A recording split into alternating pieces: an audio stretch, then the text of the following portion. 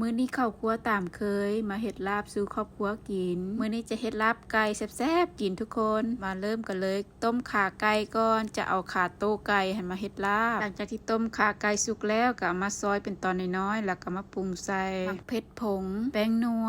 ข้าวคั่วใส่ตามใจมากเลยใส่หลายๆค่อยหอมขาดบ่ได้ก็คือน้ำปลาแดกแต่ผู้ใดบ่มีแท้ๆก็ใส่น้ำปลาอย่างเดียวก็ได้และค่อยก็จะใส่น้ำปลาไปนํหลังจากที่ใส่เครื่องปรุงแล้วก็ใส่รสส้มใส่มักนาวไป1หน่วยหรือว่าซีมเอาผู้ใดมักส้มก็ใส่หลายใส่หอมแดงซอยลงไปหลังจากนั้นก็จะมาซาวเครื่องทุกอย่างให้เข้ากันเอามือซาวๆไปแบบนี้ให้เครื่องปรุงหันเข้าไปในชิ้นไก่หลังจากที่ซาวไปจนทั่วดีแล้วก็จะมาใส่ผักหอมนี่ก็จะเป็นผักหอมของค่อยก็จะมีผักหอมแพรวผักหอมป้อมผักหอมเป๋